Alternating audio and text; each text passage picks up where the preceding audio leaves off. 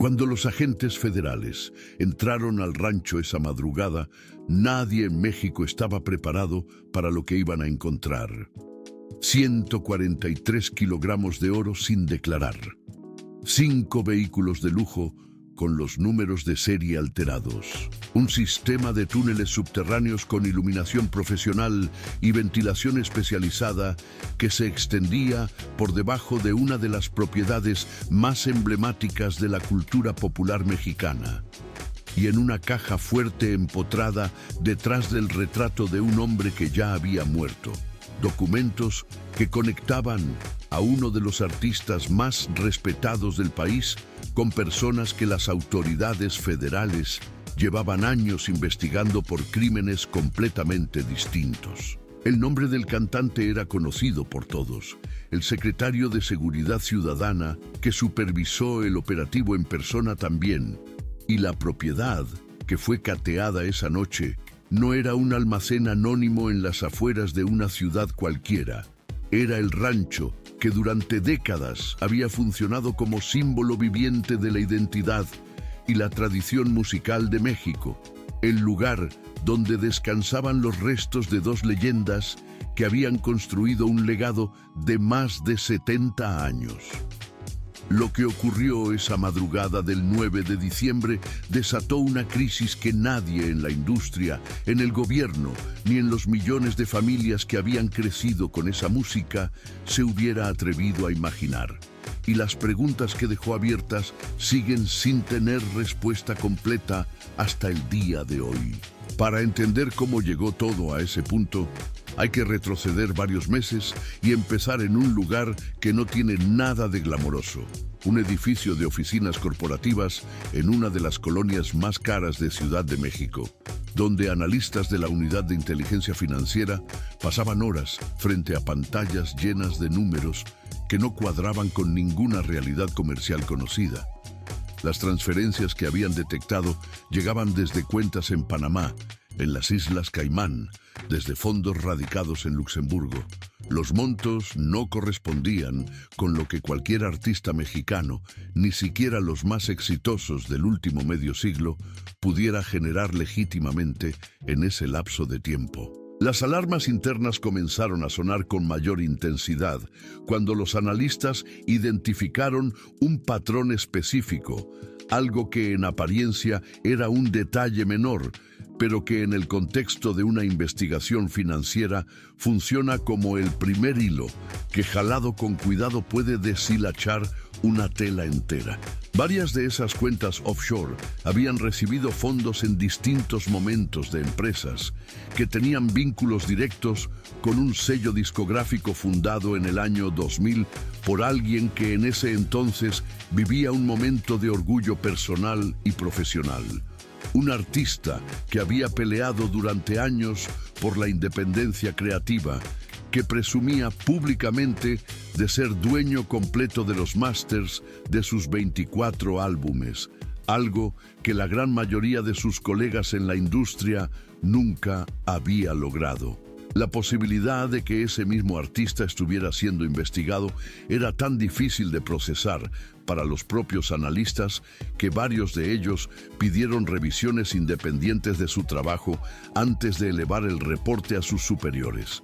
Pero los números no mentían entonces y no iban a mentir después. La investigación avanzó.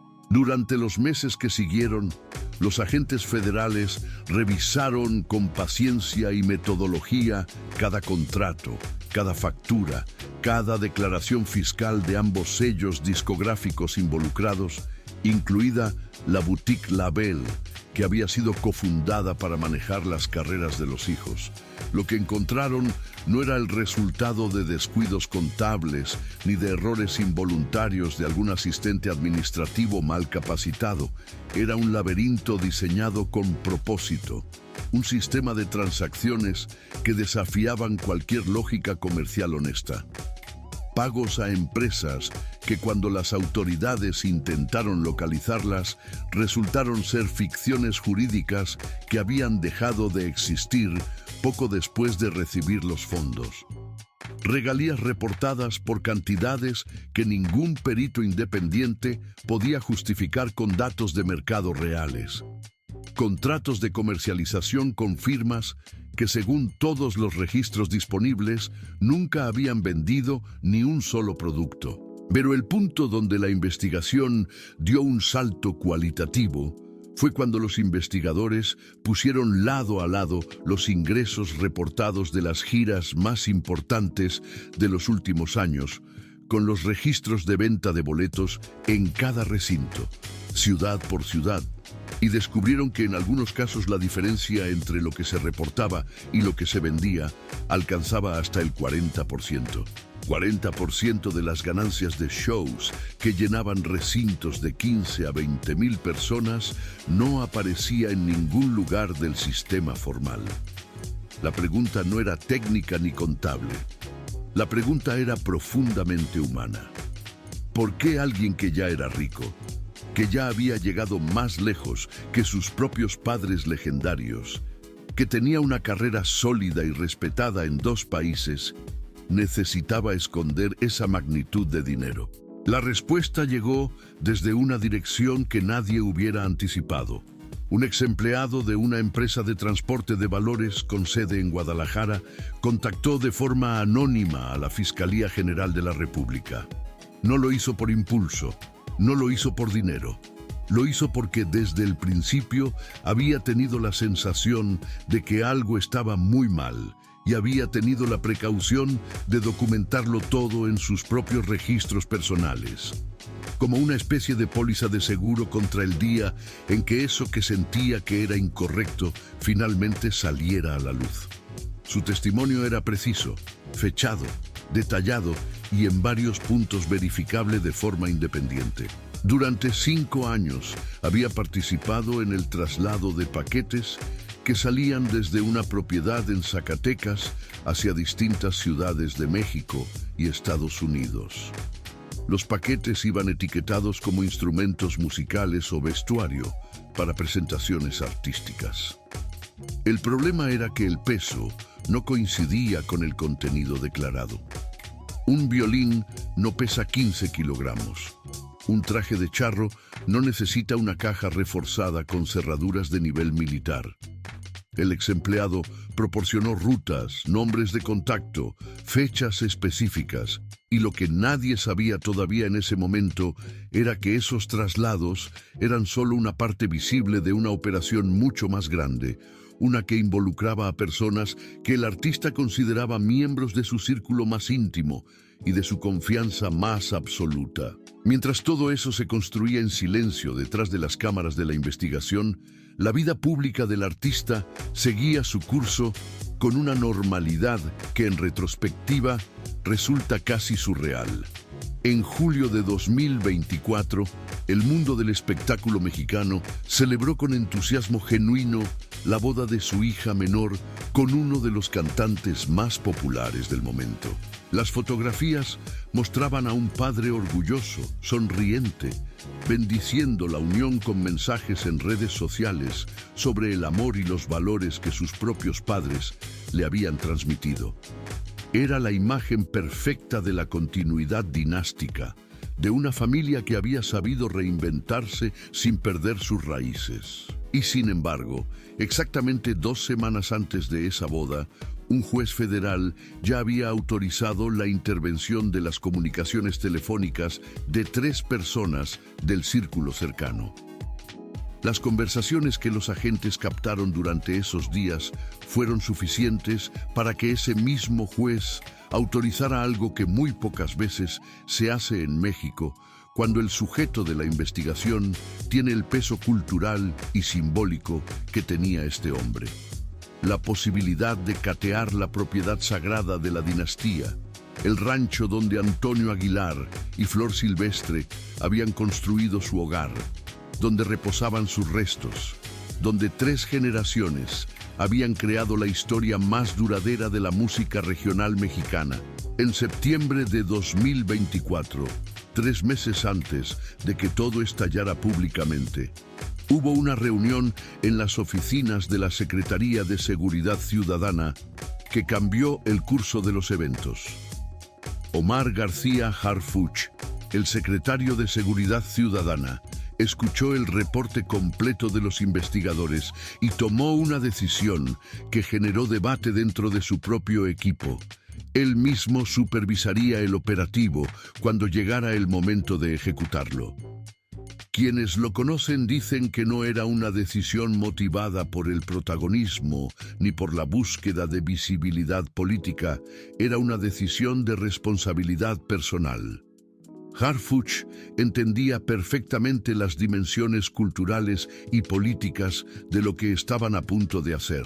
Sabía que intervenir esa propiedad generaría un terremoto mediático sin precedentes en la industria del entretenimiento mexicano. Sabía que si la investigación resultaba infundada, las consecuencias para él y para su equipo serían devastadoras. Pero también sabía que si las acusaciones eran ciertas y el gobierno miraba hacia otro lado por consideraciones de imagen o de comodidad política, esa omisión sería una traición mucho más grande a la función que representaba. Le dijo a su equipo que si el artista era inocente, el cateo lo demostraría y podrían cerrar la investigación con esa certeza. Y si había algo que ocultar, lo encontrarían sin importar quién fuera el dueño de esa propiedad. El 9 de diciembre de 2024, a las 4:30 de la madrugada, un convoy de vehículos federales entró sin sirenas ni luces intermitentes al municipio de Villanueva, en Zacatecas. El silencio era la estrategia. El rancho se extendía por cientos de hectáreas, con la hacienda principal, las caballerizas, las lagunas artificiales y la capilla familiar donde descansaban eternamente los fundadores de la dinastía.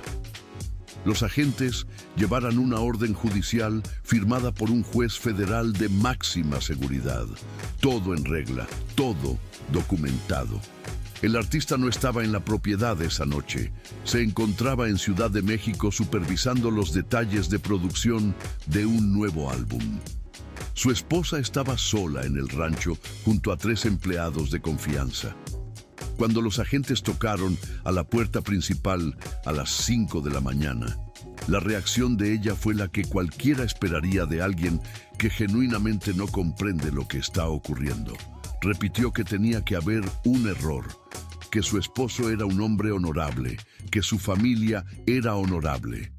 Pero la orden judicial era clara y no había forma de detener lo que estaba a punto de comenzar. Los primeros hallazgos llegaron casi de inmediato. En una bodega lateral que supuestamente servía para almacenar el equipo de sonido de las giras, los agentes encontraron 5 vehículos de lujo. 2 Mercedes-Benz, un Porsche de alta gama, un Range Rover de la versión más costosa y un Bentley Continental. Ninguno tenía placas, ninguno aparecía registrado ante ninguna autoridad. Los números de serie habían sido alterados en algunos de ellos. El valor estimado de esos 5 vehículos superaba cifras que ningún contexto fiscal transparente podía explicar sin documentación, y no había ninguna documentación. La esposa insistió en que nunca entraba a esa bodega, que era un área que manejaba el personal de seguridad y que ella no tenía conocimiento de lo que se almacenaba ahí. Sus explicaciones se fueron debilitando a medida que los agentes continuaban su inspección y encontraban que el patrón se repetía en cada espacio que revisaban. En la segunda bodega, cajas de madera marcadas como archivo personal contenían lingotes de oro. No eran piezas decorativas pequeñas, eran barras estándar de 1 kilogramo cada una, con sellos de distintas refinerías en distintos países: México, Perú, Suiza. Los agentes contaron 143 lingotes, 143 kilogramos de metal precioso, con un valor aproximado de 140 millones de pesos al precio del mercado ese día. Y ninguna de esas barras estaba declarada ante el Servicio de Administración Tributaria. No había una sola factura, No había un solo registro de compra, no existía ninguna explicación legal posible para su presencia en ese lugar. Mientras los peritos fotografiaban y documentaban cada hallazgo, García Harfuch recibía reportes en tiempo real desde Ciudad de México. Lo que emergía del rancho superaba incluso las proyecciones más pesimistas de la investigación preliminar.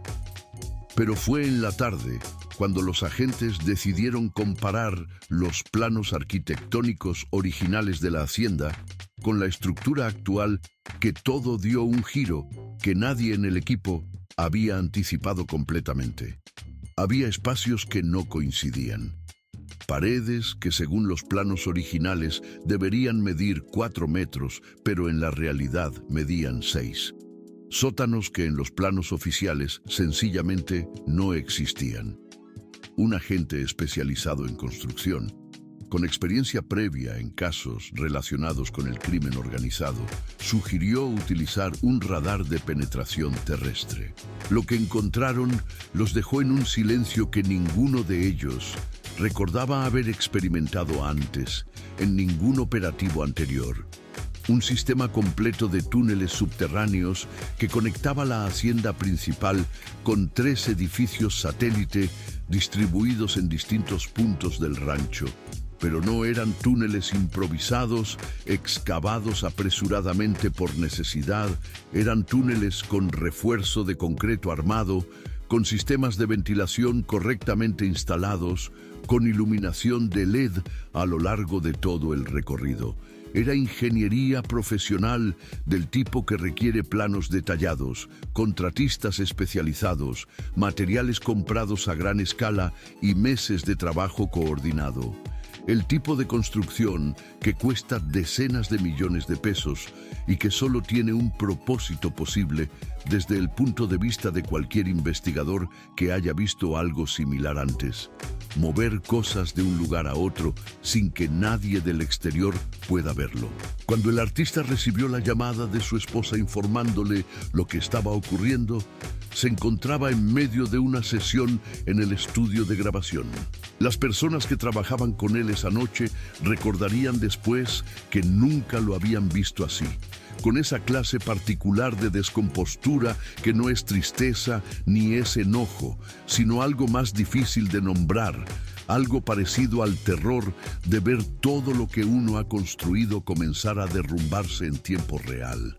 Canceló la sesión sin dar explicaciones. Llamó a sus abogados.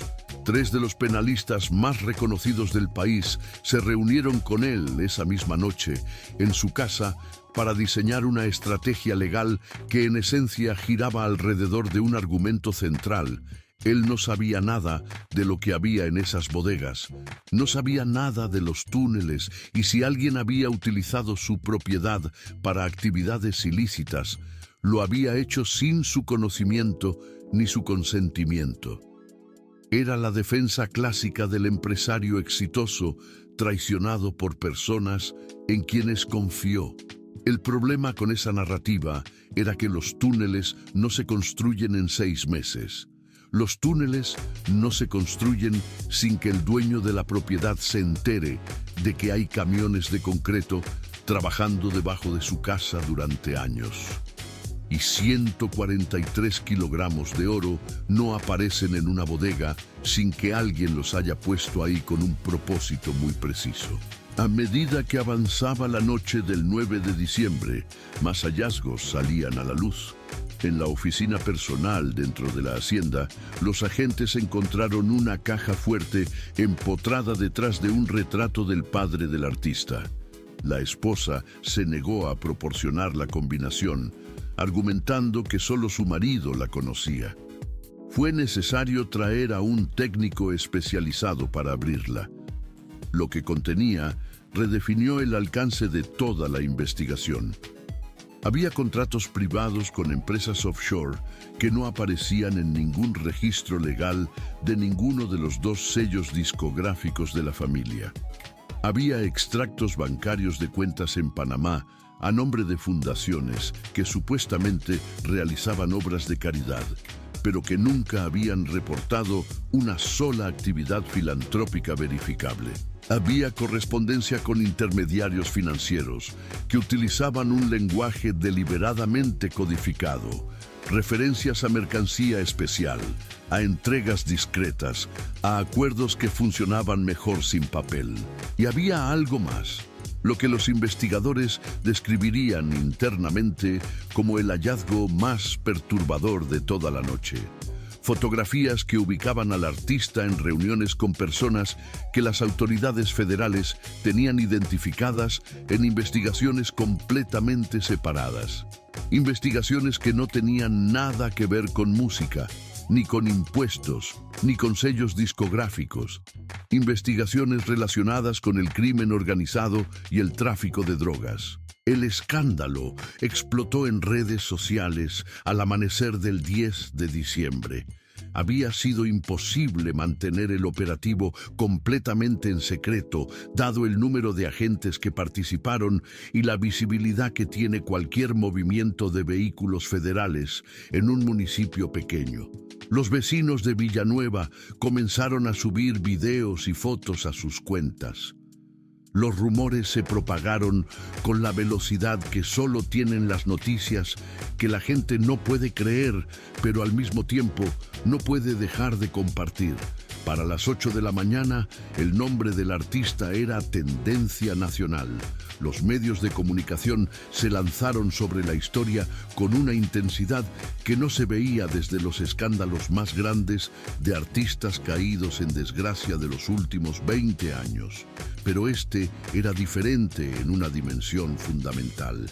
No se trataba de un cantante más atrapado en problemas de adicciones, o de infidelidades, o de peleas contractuales. Se trataba del hombre que más que ningún otro había llevado el nombre de su familia a una dimensión casi mítica dentro de la cultura popular mexicana, del artista que había transformado el legado de sus padres legendarios en algo incluso más grande y más lucrativo y más reconocido internacionalmente de lo que ellos mismos habían alcanzado en vida. Si él caía, no caía solo, caía arrastrando consigo la imagen de valores y tradición que 3 generaciones habían construido con cuidado obsesivo. La reacción de la industria musical fue de una confusión genuina que se manifestó de maneras muy distintas, dependiendo de quién hablara y cuánto tuviera que perder. Colegas que habían compartido escenarios durante décadas no sabían qué decir públicamente. Algunos salieron en su defensa inmediata argumentando que era víctima de una persecución política, que el gobierno estaba fabricando pruebas, que nunca creerían lo que decían los noticieros.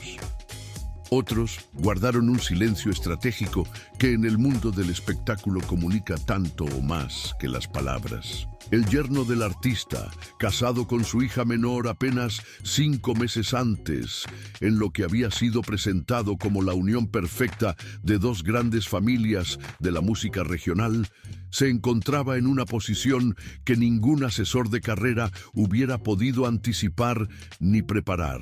La hija publicó un mensaje defendiendo a su padre, describiendo su carácter e integridad con palabras que sonaban como las de alguien que genuinamente no comprende lo que está ocurriendo, o que sí lo comprende, pero no puede aceptarlo todavía. Los comentarios bajo su publicación fueron despiadados.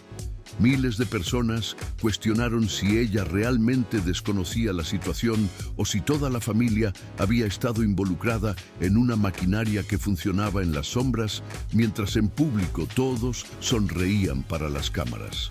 El hijo varón canceló varias presentaciones esa semana. La hija mayor, que había construido una carrera independiente del mundo musical, cerró todas sus redes sociales de un día para otro. Todo lo que la familia había construido, cada reconocimiento, cada colaboración, cada momento de gloria que había sido documentado y celebrado públicamente, ahora era reexaminado bajo una luz completamente diferente y con preguntas que nadie hubiera querido hacerse. En el aspecto legal, el artista enfrentaba potencialmente cargos federales de lavado de dinero. evasión fiscal, ocultamiento de bienes y posible asociación con organizaciones criminales. Sus abogados trabajaban contrarreloj, pero la evidencia que las autoridades habían recuperado del rancho era de una magnitud que hacía difícil construir una defensa sólida en el plazo disponible. El oro solo representaba un problema casi insalvable desde cualquier perspectiva jurídica que se analizara, porque no había forma de explicar legalmente la presencia de ese volumen de metal precioso no declarado sin admitir que algo profundamente irregular había estado ocurriendo. Los vehículos de lujo con números de serie alterados agregaban otra dimensión de complejidad legal, y los túneles, ese sistema sofisticado de infraestructura subterránea construido en 3 fases a lo largo de aproximadamente 7 años, según determinarían después los ingenieros forenses, eran evidencia de algo que en el mundo del derecho penal se llama premeditación, la diferencia entre un error y un plan. El 12 de diciembre, la Fiscalía General de la República convocó a una conferencia de prensa que duró 45 minutos y fue televisada en vivo por todas las cadenas nacionales.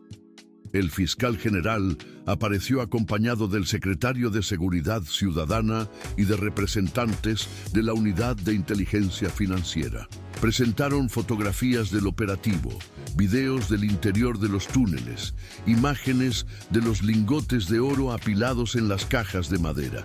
Explicaron que la investigación había comenzado en marzo de 2024 y que había involucrado colaboración con agencias internacionales, incluido el Departamento del Tesoro de los Estados Unidos. Informaron que habían sido congeladas cuentas bancarias por un total de 200 millones de pesos en México y en el extranjero, y anunciaron que se había girado una orden de aprehensión por los delitos de lavado de dinero y delincuencia organizada, con la posibilidad de que se añadieran más cargos conforme avanzara la investigación. El artista no se presentó voluntariamente durante 3 días.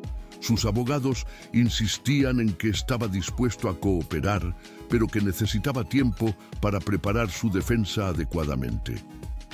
Los noticieros llenaban el tiempo muerto con especulaciones sobre si intentaría abandonar el país, si buscaría propiedades fuera del alcance inmediato de las autoridades mexicanas, si el proceso legal tomaría el camino largo de la extradición. La realidad era que estaba escondido en una casa en Querétaro, rodeado de sus abogados, intentando encontrar una salida a lo que ya era objetivamente la peor crisis de su vida y de la historia de su familia. El hombre que había actuado en el Madison Square Garden, el artista que tenía una estrella en el Paseo de la Fama de Hollywood junto a la de su padre, el ganador de 4 premios Grammy y 5 Latin Grammy, el creador de uno de los MTV Unplugged más exitosos de la historia del género. Ahora era un fugitivo, aguardando una decisión que tenía pocas opciones reales. El 15 de diciembre se entregó. Llegó a las oficinas de la Fiscalía General, acompañado de sus abogados y de su esposa, quien no se había separado de su lado desde el inicio de la crisis. Las imágenes de su llegada esposado al edificio fueron transmitidas en vivo por todas las cadenas de televisión. El hombre que siempre había proyectado una imagen de fortaleza y control, que medía más de 1,90 m y que en el escenario tenía una presencia que llenaba recintos de cualquier tamaño, se veía demacrado, envejecido años en días. Sus ojos, que en cualquier entrevista o fotografía habían sido siempre expresivos y llenos de energía, estaban apagados de una manera que los periodistas que cubrieron su llegada describieron como irreversible. Durante su primera comparecencia ante el juez, se declaró no culpable de todos los cargos. Su abogado principal argumentó la teoría de la conspiración interna, que su cliente era víctima de personas en su círculo cercano que habían aprovechado su confianza para utilizar sus propiedades en actividades ilícitas sin que él tuviera conocimiento real de lo que ocurría.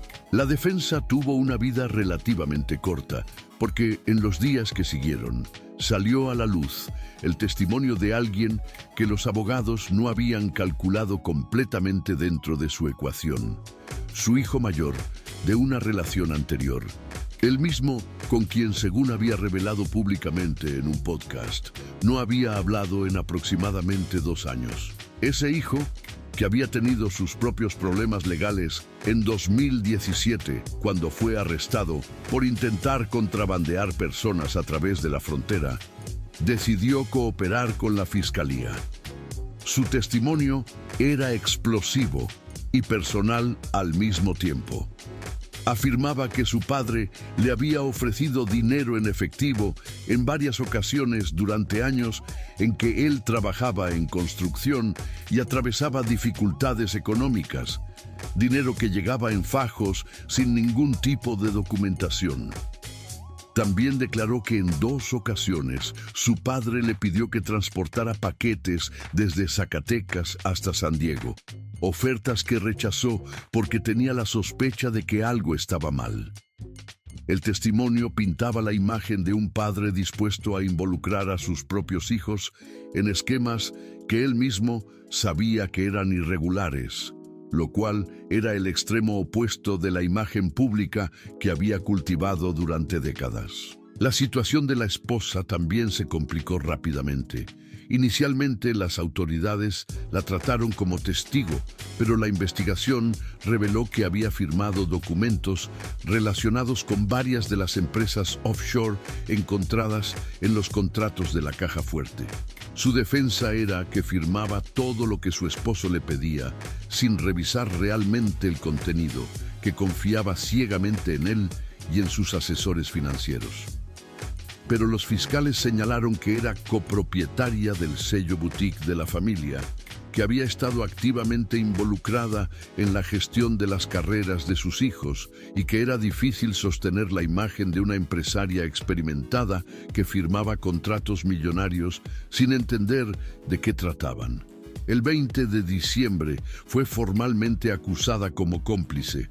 La pareja, que había permanecido unida durante más de 27 años, ahora enfrentaba la posibilidad de ir a prisión juntos, lo cual era una paradoja terrible para 2 personas que habían construido toda su narrativa pública alrededor de la unidad familiar como valor supremo. Para los hijos que habían crecido en el privilegio que el éxito de sus padres había generado, pero que también habían trabajado genuinamente para construir sus propias carreras, la situación era un tipo de dolor para el que no existe preparación posible. La hija menor había alcanzado un nivel de reconocimiento que rivalizaba con el de su propio padre, convirtiéndose en la artista femenina más relevante de su generación dentro del género. Tenía casi 7.000 millones de streams globales. Había recibido el reconocimiento como la más joven en recibir el premio Dynasty Award de Billboard Latin Women in Music. Era embajadora artística y cultural de su estado natal desde 2019. Pero ahora cada logro era cuestionado desde una óptica distinta y más oscura. ¿Por qué había llegado tan lejos por talento genuino o porque la maquinaria de su padre la había impulsado con dinero de origen cuestionable? Las nominaciones, los premios, las colaboraciones con artistas internacionales, todo quedó manchado por las acusaciones, no porque hubiera evidencia de que ella hubiera hecho algo ilegal, sino porque en el mundo del entretenimiento y la publicidad, la percepción funciona como un tribunal que dicta sentencias sin proceso ni posibilidad de apelación. Marcas que la habían contratado como imagen de sus productos rescindieron contratos. Colaboraciones que tenía programadas se suspendieron indefinidamente. Y en marzo de 2025, el gobierno de Zacatecas anunció que le retiraría el título de embajadora cultural, porque no podía mantener en ese rol a alguien cuya familia estaba envuelta en un escándalo de esa magnitud. La notificación llegó por correo oficial. Cuando ella leyó la carta, su esposo la encontró llorando en el piso de la cocina, aferrando el papel con una fuerza que no podía cambiar lo que decía. El proceso de investigación continuó generando hallazgos que hacían cada vez más difícil mantener cualquier versión de inocencia total. Los peritos contables que revisaron los libros del sello discográfico encontraron un patrón sistemático de inflación de gastos en proyectos documentados y verificables. La producción del MTV Unplugged, que había sido un momento revolucionario para la música regional mexicana, aparecía en los libros con costos que triplicaban lo que normalmente costaría un proyecto de esa naturaleza. Y cuando las autoridades intentaron localizar a los proveedores que habían recibido los pagos por esa diferencia, encontraron empresas fantasma que habían dejado de existir poco después de cobrar. Era un esquema clásico de blanqueo, crear gastos inflados en proyectos reales para justificar movimientos de dinero que en realidad tenían otro destino completamente diferente. Los patrones se repetían en álbumes posteriores y en las giras más importantes. En varias ciudades fronterizas, la diferencia sistemática entre lo que se vendía en taquilla y lo que llegaba a las cuentas bancarias oficiales era de entre el 30 y el 40%. Las autoridades estadounidenses que colaboraban con la investigación sospechaban que ese efectivo no declarado se utilizaba para comprar oro en el mercado internacional, que luego era transportado de regreso a México y almacenado en propiedades como el rancho, porque el oro concentra un valor enorme en poco volumen. Es relativamente fácil de transportar si se sabe cómo hacerlo y puede venderse sin dejar rastro si se manipulan adecuadamente los números de identificación de las barras. Los ingenieros forenses que examinaron los túneles determinaron que su construcción había ocurrido en 3 fases a lo largo de aproximadamente 7 años. La primera fase, alrededor de 2017, creó un túnel básico que conectaba la hacienda principal con una de las bodegas. La segunda fase, en 2019, extendió el sistema hacia los otros edificios. La tercera y última fase, completada en 2022, instaló los sistemas de ventilación y la iluminación LED que transformaron una infraestructura rudimentaria en algo que los peritos describieron como funcionalmente sofisticado. El costo total estimado superaba los 50 millones de pesos.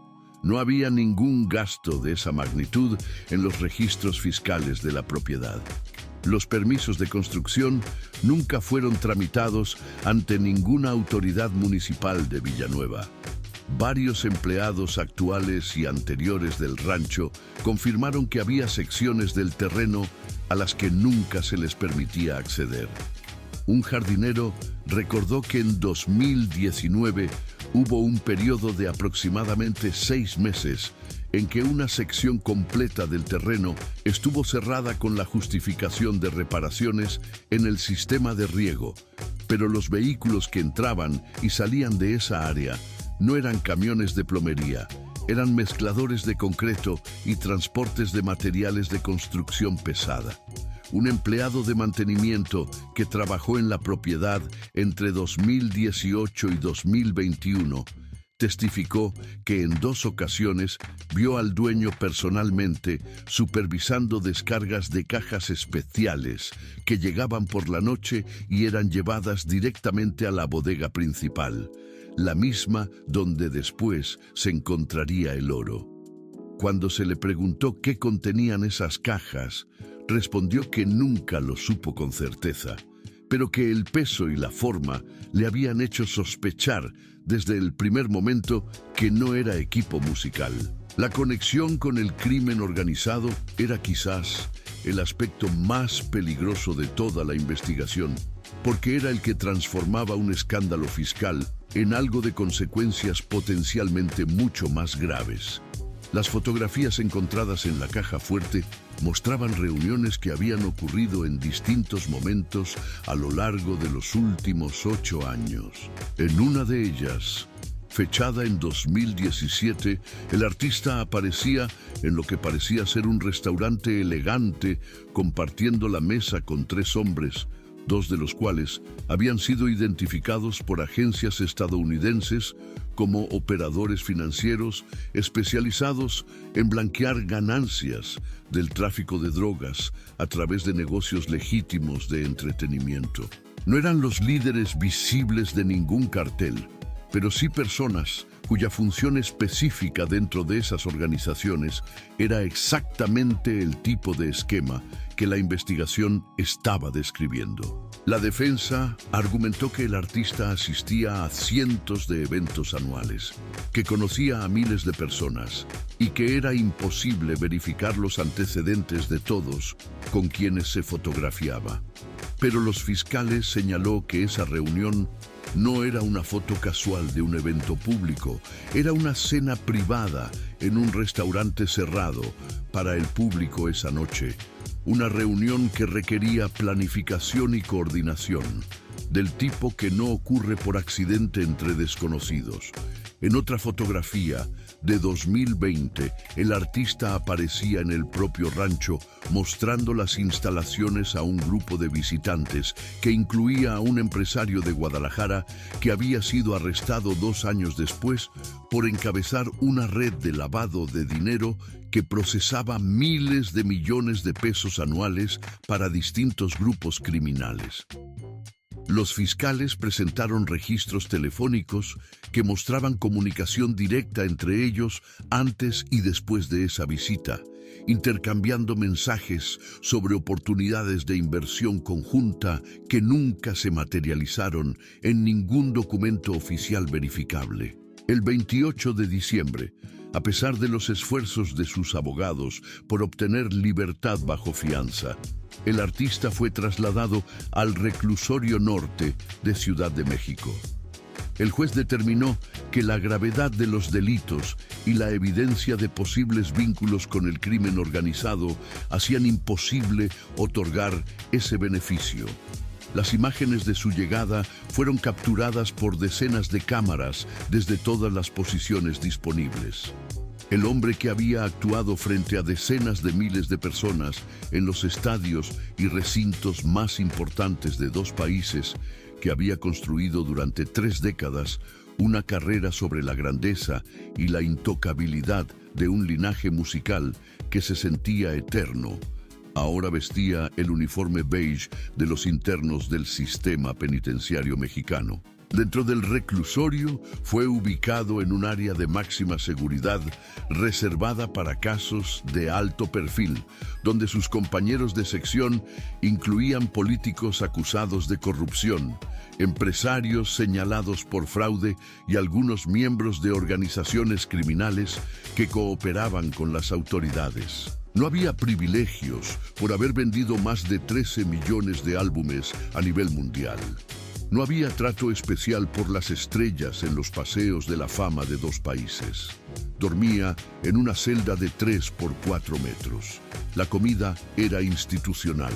Las noches eran interminables y llenas de ruidos que nada tienen que ver con el tipo de vida al que se había acostumbrado durante décadas. Y lo peor de todo era saber que mientras él estaba ahí encerrado, el imperio que había construido se desmoronaba pieza por pieza con una velocidad que nadie que lo hubiera visto en sus mejores momentos habría podido imaginar.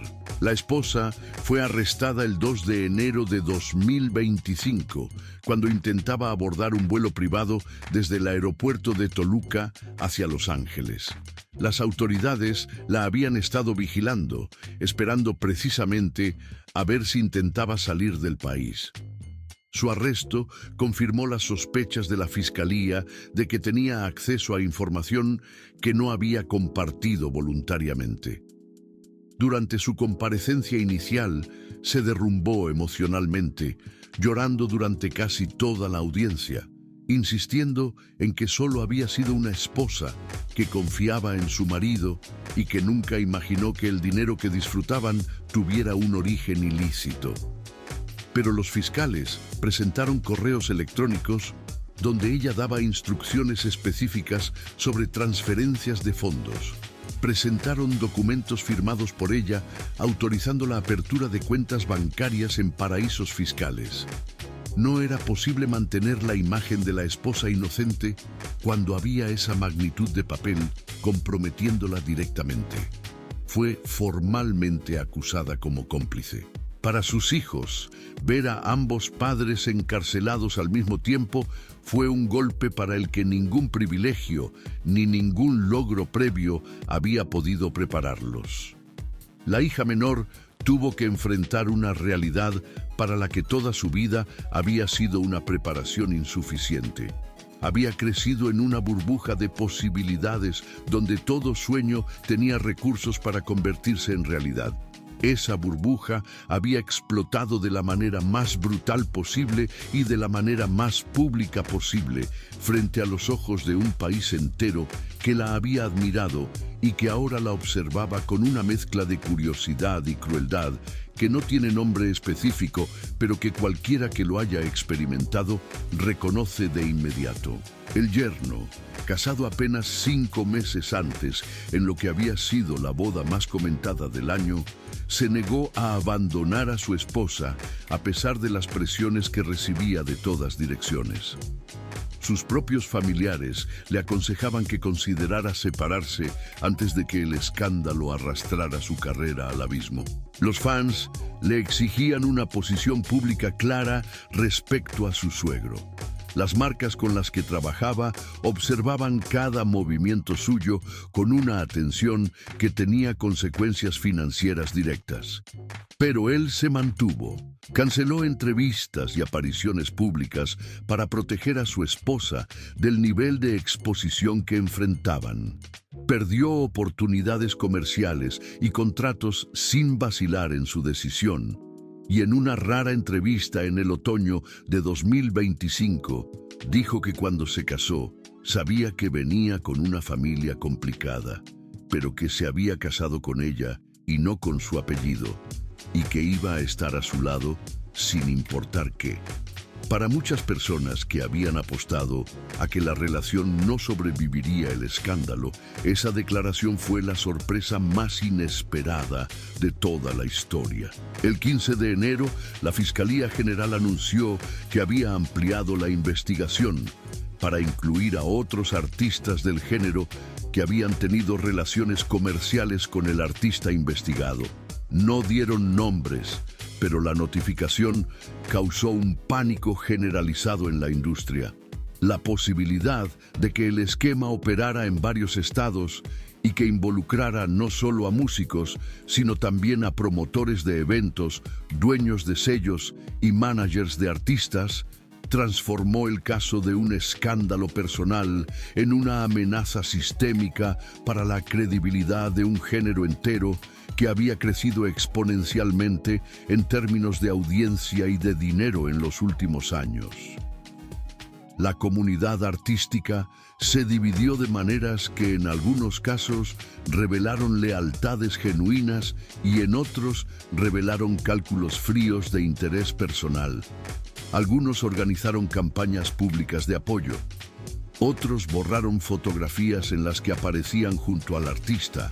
Cancelaron colaboraciones que tenían programadas y negaron cualquier relación cercana con una velocidad que en sí misma era una forma de confesión indirecta sobre el valor que esa asociación había tenido en el pasado. El 1 de febrero, un testimonio particularmente devastador salió a la luz cuando un contador que había trabajado para el sello discográfico principal entre 2015 y 2020 decidió cooperar con las autoridades a cambio de inmunidad procesal. Lo que describió en sus declaraciones no era la historia de un empresario negligente rodeado de asesores corruptos que actuaban sin su conocimiento.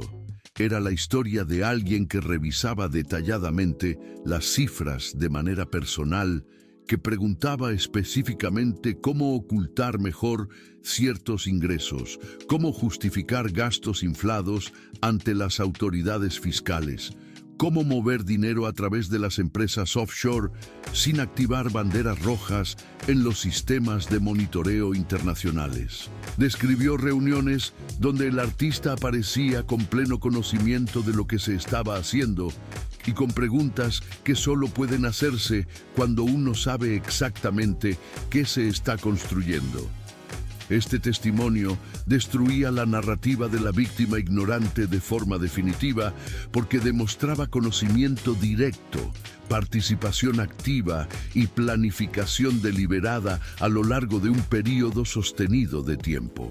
El juicio por los cargos de lavado de dinero y vínculos con el crimen organizado comenzó el 15 de junio de 2025 en un juzgado federal de máxima seguridad con medidas de protección extraordinarias y con cobertura de prensa internacional que incluyó reporteros de Estados Unidos, España y toda América Latina.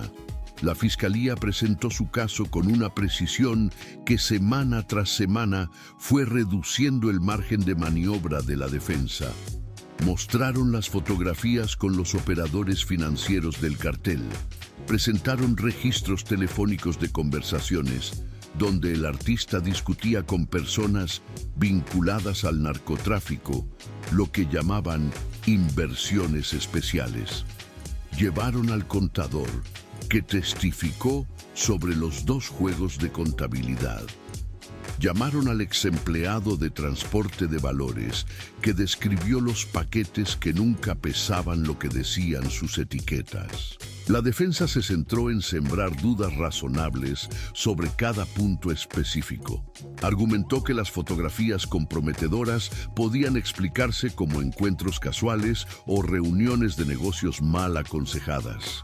Señaló que las conversaciones telefónicas eran ambiguas y que la Fiscalía estaba interpretando como código criminal lo que en realidad era jerga de la industria del entretenimiento para referirse a proyectos de alto riesgo financiero.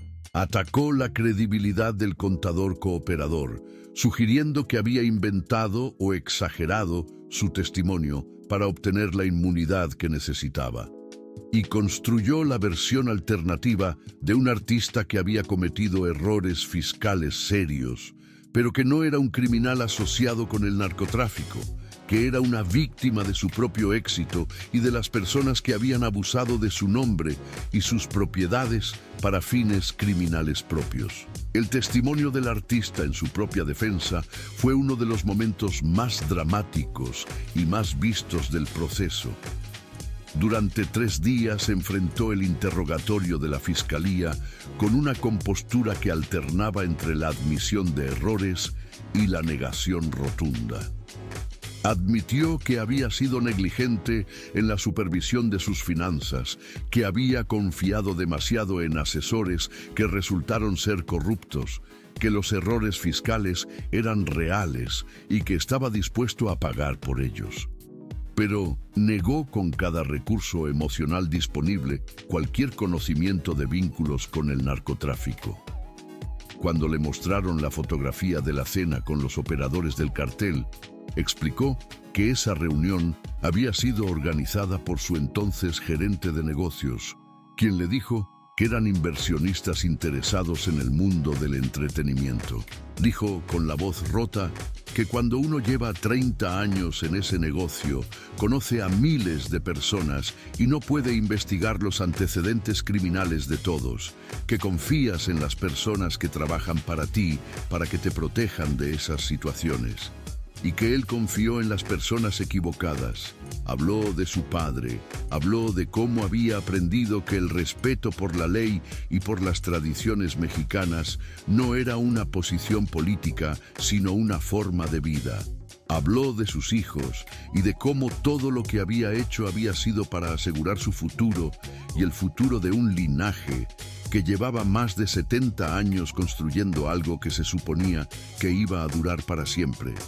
Reconoció entre lágrimas que había cometido errores terribles que lo avergonzaban profundamente y por los que pagaría el resto de su vida, pero insistió en que nunca conscientemente se había asociado con criminales, que nunca había traicionado a México de esa manera, que nunca había traicionado el legado de su padre. Varias personas en la sala lloraron abiertamente durante ese testimonio, incluidos algunos miembros del jurado, lo cual fue interpretado por los analistas legales de distintas maneras durante los días de deliberación que siguieron. El veredicto llegó el 14 de agosto de 2025, después de 3 semanas de deliberación. No culpable de los cargos de asociación con el crimen organizado y lavado de dinero vinculado al narcotráfico. Culpable de evasión fiscal agravada, ocultamiento de bienes y uso de empresas fantasma para evadir regulaciones financieras. Era una victoria parcial que sus defensores interpretaron como una reivindicación del aspecto más grave de los cargos y que sus críticos interpretaron como la confirmación de que era un delincuente, aunque no el tipo de delincuente que la Fiscalía había intentado demostrar. El 28 de agosto, el juez lo sentenció a 8 años de prisión, con posibilidad de libertad condicional después de 5 años por buena conducta, más una multa de 300 millones de pesos como reparación por los impuestos evadidos y los daños causados al Estado. La esposa, gracias a su cooperación y a haberse declarado culpable de cargos menores, recibió una sentencia de 3 años con posibilidad de libertad condicional después de 18 meses, y considerando que ya había cumplido 8 meses de prisión preventiva, le quedaban aproximadamente 10 meses más antes de poder solicitar su liberación. La diferencia en las sentencias creó fricciones adicionales dentro de una familia que ya estaba fragmentada de maneras que ningún proceso legal podía reparar. En el frente patrimonial, el rancho El Soyate permaneció en un limbo legal durante 6 meses mientras se resolvían disputas sobre la propiedad que involucraban al hermano del artista como copropietario de ciertas secciones. Finalmente, se llegó a un acuerdo en el que el gobierno federal se quedaría con el 40% de la propiedad para ser vendida en subasta pública con los fondos destinados a programas sociales, mientras que el 60% restante sería devuelto a los hijos del artista, no a él. Las bodegas donde se encontraron el oro y los vehículos fueron demolidas como condición del acuerdo.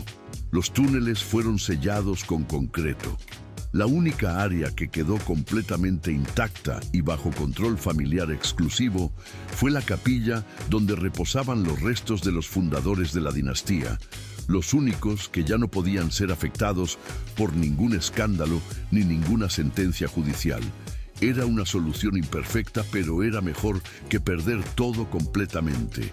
Y para una familia que en el peor momento del proceso llegó a enfrentar la posibilidad de quedarse sin nada, significaba al menos un suelo mínimo desde el cual reconstruir algo de lo que habían tenido.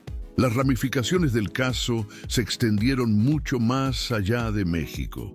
En Estados Unidos, donde el artista había construido una presencia sólida a lo largo de décadas, promotores de eventos comenzaron a cancelar fechas programadas y varios venues decidieron que no querían asociarse con un artista bajo investigación por posibles vínculos con el crimen organizado, sin importar el resultado final del juicio. La estrella en el Paseo de la Fama se convirtió en un destino de peregrinaje morboso.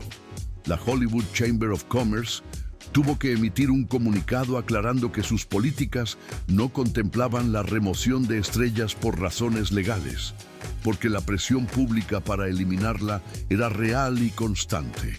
El sello discográfico independiente que el artista había fundado con tanto orgullo en el año 2000 quedó prácticamente paralizado.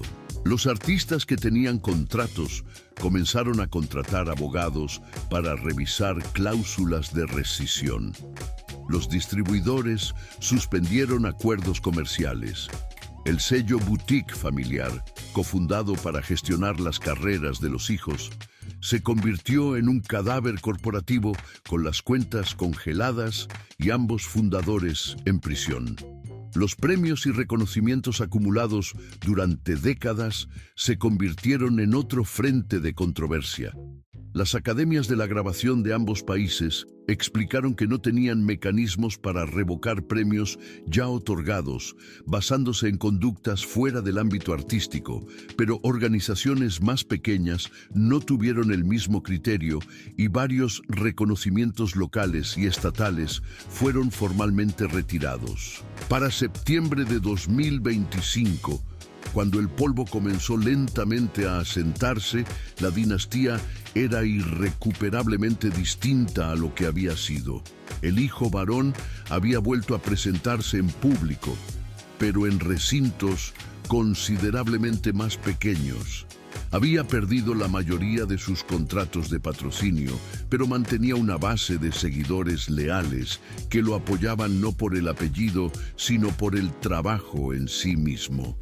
Tomó la decisión de continuar haciendo música no porque el dinero fuera bueno, ni porque la fama tuviera el mismo brillo que antes, sino porque la música era la única parte del legado familiar que todavía sentía limpia, la única herencia que nadie podía confiscar, ni embargar, ni demoler. La hija menor enfrentó una decisión diferente y en muchos sentidos más difícil, porque su carrera, tal como la había conocido en México, estaba efectivamente terminada. Las puertas que se le habían abierto con facilidad cuando era la princesa de una dinastía sin mancha, ahora estaban cerradas por razones que nada tenían que ver con su talento ni con su trabajo. Pero tenía una opción. Su esposo le había propuesto reinventarse en el mercado estadounidense, donde el escándalo era conocido, pero no cargaba el mismo peso emocional de traición cultural que tenía en México, donde la historia del apellido y lo que representaba era parte del tejido de la identidad nacional, de una manera que no tiene equivalente directo en ningún otro país. Era comenzar de nuevo en un lugar donde los méritos pudieran pesar más que el nombre, y era también la opción más honesta de todas, porque reconocía que en México, al menos en el corto plazo, la toxicidad del apellido era demasiado grande para ser ignorada por ninguna marca, ningún medio y ningún promotor que tuviera algo que perder. Los restos de Antonio Aguilar y Flor Silvestre seguían descansando en la capilla del rancho El Soyate, ajenos al caos que se había desatado sobre la familia que habían fundado.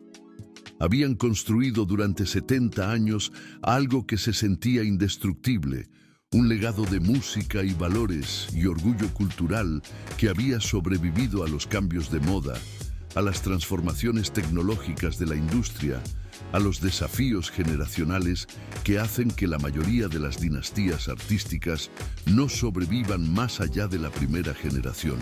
Lo habían pasado a sus hijos y esos hijos lo habían convertido en algo más grande y más visible y más lucrativo que cualquier cosa que ellos hubieran podido imaginar en sus mejores momentos.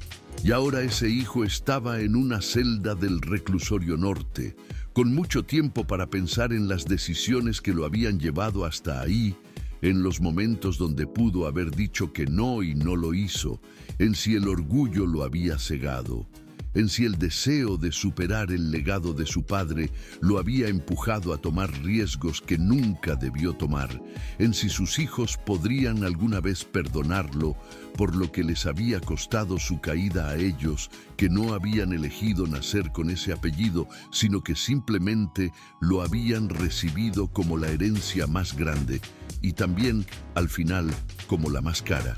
La industria de la música regional mexicana continuó sin él, como la industria siempre continúa sin quien sea que caiga, porque las canciones siguen sonando en cantinas y estadios, en fiestas familiares y celebraciones nacionales, en bodas y funerales y en todos los momentos donde la gente necesita que algo le recuerde de dónde viene. Nuevos artistas surgieron, Nuevas estrellas brillaron. Nuevos escándalos capturaron la atención pública con la intensidad efímera que solo tienen las noticias, que generan la misma mezcla precisa de admiración herida y curiosidad sobre cuánto de lo que creíamos verdadero era real. Pero para los millones de personas que habían crecido con esa música, para quienes habían llenado arenas de todo tipo para verla en vivo, para quienes habían creído en la imagen de familia perfecta que esa dinastía proyectaba con una consistencia que parecía demasiado cuidada como para ser completamente auténtica, siempre habría una sensación de algo roto que no tiene reparación posible, no porque el arte haya desaparecido, porque las canciones siguen ahí y seguirán, sino porque la historia detrás de ellas ya nunca podrá leerse de la misma manera. El cateo del 9 de diciembre de 2024 reveló mucho más que oro escondido y túneles secretos. Reveló las grietas en los cimientos de un imperio que se creía construido sobre valores inamovibles. Reveló que entre la imagen que proyecta una familia y la realidad que vive puede existir una distancia que décadas de narrativa cuidadosamente gestionada pueden ocultar perfectamente hasta el momento en que ya no puede ocultarse más. Reveló que la grandeza y la corrupción no son necesariamente contradictorias, que alguien puede haber hecho cosas genuinamente extraordinarias y al mismo tiempo haber tomado caminos que traicionan exactamente lo que hace que esas cosas extraordinarias valgan algo. El legado de 3 generaciones, 75 años de música y tradición y orgullo cultural, ahora carga con el peso de esa caída. Y aunque el tiempo eventualmente suavizará el escándalo, aunque las canciones seguirán sonando en algunas estaciones de radio y en listas de reproducción que no tienen memoria ni conciencia, la pregunta que dejó este caso permanece y permanecerá. No la pregunta legal, esa ya tiene respuesta, sino la pregunta más difícil, la que cada quien tiene que responder para sí mismo. ¿Cuánto de lo que admiramos es real? ¿Cuánto es construcción? ¿Cuánto de lo que creemos conocer sobre las personas que convertimos en